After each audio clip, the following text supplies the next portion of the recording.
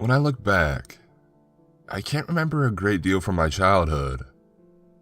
Oh, it's not due to any great unhappiness during that period.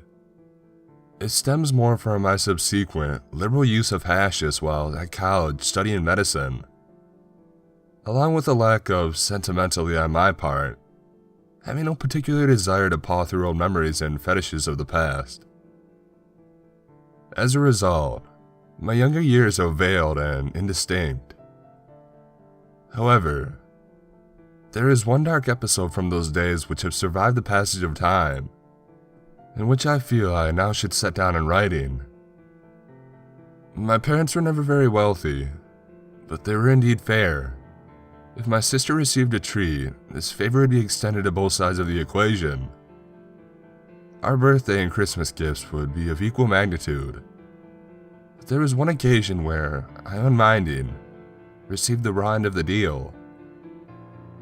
While I was busily fitting together a Skeletrix track, Sophie was absorbed in a grand old handmade dollhouse that her parents had picked up at a car boot sale. I was unaware of the value at the time, as was the seller, it transpired, having offloaded it for a princely sum of $5. My 10-year-old self couldn't help but secretly fascinated by the dollhouse, although I wouldn't admit it to Sophie. It was the extreme level of detail that drew the eye. 2 stories, 10 rooms, all fitted out in the Victorian Gothic style from floor to ceiling. The exterior was replete with arches, gables, and turreted chimney stacks. Interiors with real carpet and wallpaper, printed with miniature woodblock patterns. The insane profusion of accessories caught my particular interest. Tiny china dinner services with cutlery the size of grains of rice, framed paintings which appeared to be executed in real watercolor, hand-carved individual clay logs in the fireplaces, and most thrillingly, a set of Lilliputian game hunting shotguns that really broke out the middle. Of course, I studiously ignored the dollhouse and focused on my cars and my Meccano until my sister was at dance class or youth club. Then I would paw through the doors that slid out of the bays, intrigued yet perplexed by the profusion of accoutrements provided for the now absent inhabitants. I would discover new marvels each time, from cookware to clothing to furniture, all perfectly molded from wood or clay-like substance, painted with realistic detail. I once found an exquisitely formed metal and wood replica of what I recognized to be an antique car, complete with a brass bulb and a spigot which looked suspiciously like it could have been filled with water and heated to produce locomotion. But when I returned with water and a candle to set my suspicions, it was no longer to be found. Sophie was, as one might expect, rightfully obsessed by this new addition to her arsenal of toys. It swiftly rose through the ranks to become her preferred plaything, rarely to be seen in front of the TV after school with the rest of us, bolting her food at dinner and excusing herself early. This was the pattern to be discerned. With healthy tolerance, there was no concern amongst the rest of our number that such behavior might lead towards something untoward habits in our youngest. Until one Sunday evening just before bedtime, when the usually tranquil air of the house was disturbed by a shouted argument in the room next to mine. "It wasn't me," Sophie shrilled, yelling through her snotty gale of tears. I heard parental voices, low and urgent. A few minutes later, Sophie's door banged and she ran into my room, throwing herself in my bed. "Mark," hitching her on the sobs as she tried to get out the words. "Daddy said I hurt Swimmy." Swimmy was the family goldfish who had been circling his bowl in the dining room for the best part of 2 years. While she was busy getting mucus all over my sheets, the adults drifted in with guilty expressions on their face. Father, in his soft-toned voice, spoke first. "Okay, you two. It's time to calm down," even though only one of us was making a fuss. "Oh, Sophie, perhaps we were just a little hasty," began Mother. I put down the book I had been trying to read. "What's going on?" I asked confusedly. My parents glanced at each other, something unspoken passing between them. Father sat down in the bed and explained that Swimmy had gone to fish heaven, whatever line he fed him, and that we would get a new pet soon enough. Maybe even a cat like I'd been clamoring for. Although I remember seeing the misgivings in his eyes as he spoke. Mother had levered Sylvie off the bed with one arm and led her downstairs for a mug of hot cocoa and, I assumed, a similar lecture. It was only later, by piecing together overheard fragments from their whispered conversations downstairs, that I figured out precisely what had transpired. They had found the goldfish drifting lifelessly in a murky bowl, mortally injured, missing something important. Following a trail of water drops up to Sophie's room, they had conducted a thorough search. That included the doll's house. Stuffed into one of the painstakingly crafted, working drawers of the dresser in the first floor room, they'd found this tiny, slimy fish heart. How did she even know enough anatomy to dissect it so accurately? In his room the whole time. Bizarre to think someone could have gotten into the house for a singular purpose of murdering a goldfish. Quit being ridiculous. It's still beating. Always with that house. Always talking to herself. Those voices she does. She's just being creative. What girl wouldn't dream of having such a fine old dollhouse? I long for one just like that. It's worth a fortune. I can't believe our girl was responsible for this. Perhaps a therapist. Oh, I don't know, Ted. I don't like the idea of it. Maybe we just wait and see. This was the first time in a series which proved to be one of the thankfully few times my experiences had brushed up against the supernatural. When I drifted off to sleep that evening, I was immediately plunged into a fully formed dream.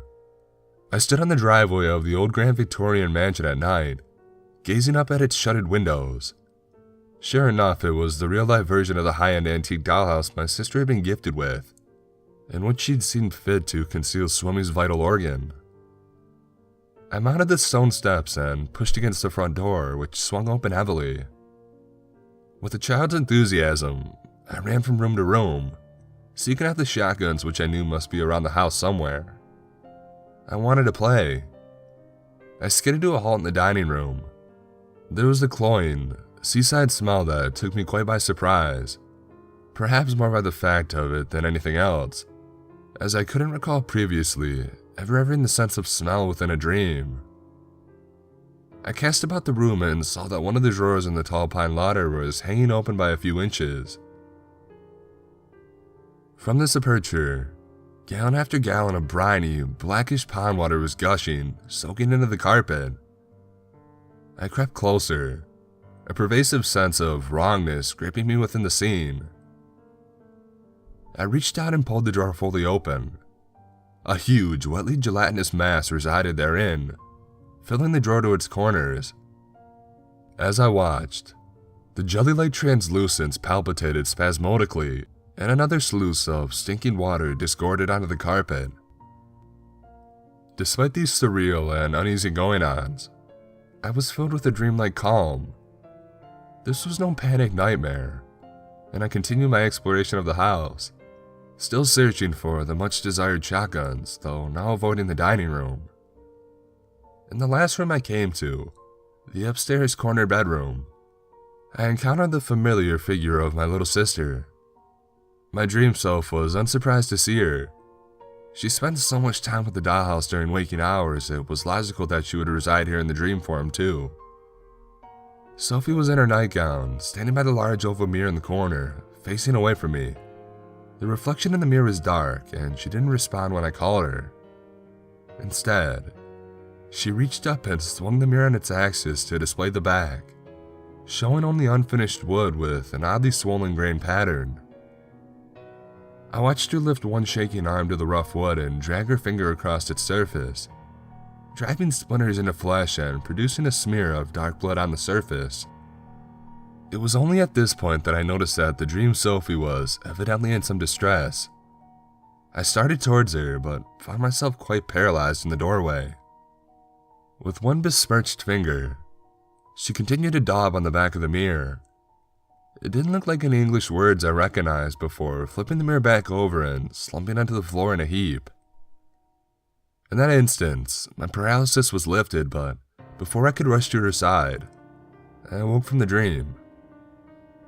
Sure, it was a disturbing episode, but I often had regular, powerful nightmares at that age, and dismissed it as one of the same. It wasn't until a couple of days later that my sister had dance class and I was poking around with the dollhouse that I noticed the oval mirror in the upstairs corner room, made of real, highly polished glass, reflecting my iris and pupil back at me as I peered at the diorama. On a whim, I carefully reached inside the room and with one finger, I flipped the little mirror on its swing stand to display the rear side. My breath caught in my throat when I saw, in a dried brown patina, a tiny diagrammic stand. It was truly miniature, as if done by an insect-sized artist, but the pattern was no artwork. It wasn't healthy. It was the only word I could think of. Not ugly to look at. Conversely, the lines and angles were largely symmetrical and executed with a fanatic's neatness of touch. However, the sensations that pervaded my senses when I beheld it were ugly indeed.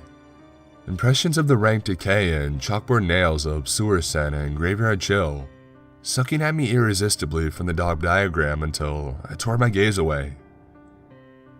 Nonetheless, I copied down the weird diagram in a notepad as best I could and I flipped the mirror over as soon as I was done, silencing the weird buzzings that impinged upon me while it was exposed.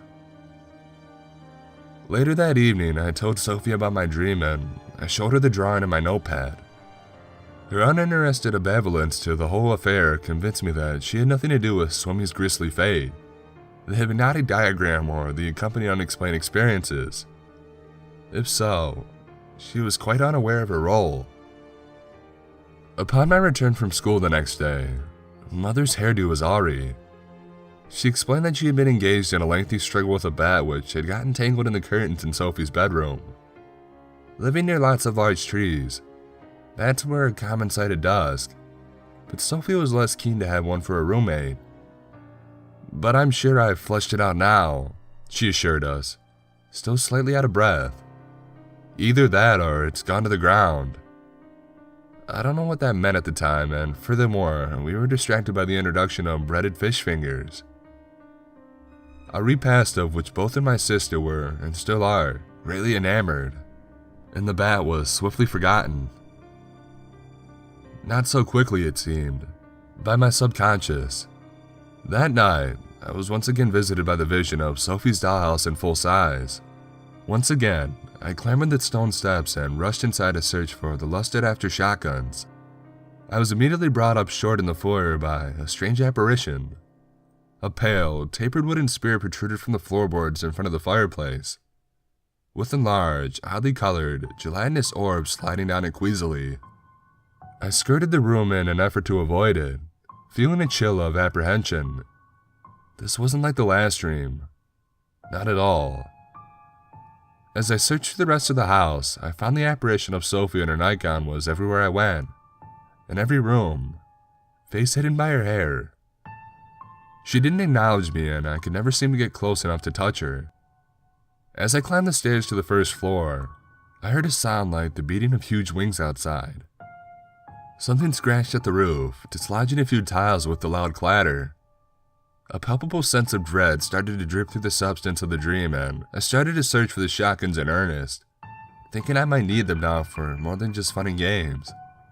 Finally, in the last bedroom around the corridor, leaning up against the oval swing mirror, I spied two gleaming, double-barreled shotguns. I started towards them, but I was checked by a sudden wave of loathsome nausea. From the depths of the polished glass, that baleful, sickening symbol glared back at me. I threw a hand in front of my face to block lines of sight, and the adverse sensation subsided somewhat. The air about me seemed to thicken to the consistency of jelly. I was forced to fight my way across the room, breath clogging in my throat. Straining, I stretched out my free hand, clawing at the polished stock of one of the guns. At that moment, the choking tension released me and I lurched forward, almost knocking the guns to the floor, before gathering them up in my arms and staggering towards the bedroom window. I threw open the sash and I wrenched up the shutter. There still seemed to be a screen in the way, blocking any view of who or what was besieging the house. In that moment, the blockage fluttered, revealing itself to be a mass of dark, leathery wing material, pressing against the outside of the building. I fell back with a cry of alarm, then got to my knees, fetching up one of the shotguns against my shoulder and working the action in the manner I thought was appropriate. The moment my finger tightened around the trigger, I was violently wrenched from the dream by a huge explosion and the crack of breaking glass from across the hall. Covered with cold sweat, ears ringing from the blast, I heard Mother and Father pounding in the hall and flinging open her door to my sister's room. Seconds later, Father burst in, grim-faced, told me not to come out, and held the door shut against my batterings. Rushing to my window, I saw Mother rushing out to the car carrying a blanket-wrapped form speeding off towards the hospital. As soon as the pressure on my bedroom door was released, I bounded out. I knew where to look. While Mother and Sophie were in the emergency room, I led Father up to the dollhouse and wordlessly pointed to the spot in front of the tiny fireplace in the foyer. My parents aren't superstitious folk, but to my youthful mind, something maleficent had our family in its grip. Father took no chances and he methodically reduced that sturdily built dollhouse to splinters with a heavy iron pipe. He stuffed the pieces into a sack, then built a huge bonfire in the backyard and incinerated the lot, down to the last scrap of chintzy, miniaturized wallpaper. Any hint as to its origin or any manufacturer's mark or other clue was lost forever in that weirdly green flickering, greasy hissing blaze. Sophie's glass eye is very realistic, even if it doesn't always move precisely tandem with its living opposite. The original, that deflated orb I found in my dream, impaled on a toothpick in the foyer of that grisly dollhouse, amongst other pitiful scraps and refuse. If you ask her, my sister would tell you that she lost her eye when she was 6 years old in a freak bedroom gas heater explosion, and she doesn't even miss it. I hope Sophie was too young to remember properly. She screamed the house down on her return from the hospital when she learned about Dad's bonfire. Just in case, we never raised the topic around her. I can't help noticing how she has never bought a dollhouse for her daughter, or any miniature-sized toys, and she makes any excuse to avoid going up to her old room at her parents', with the painted over but still faintly visible pellet marks around the windowsill. But nothing will persuade any of us to ever purchase anything from a car boot sale again.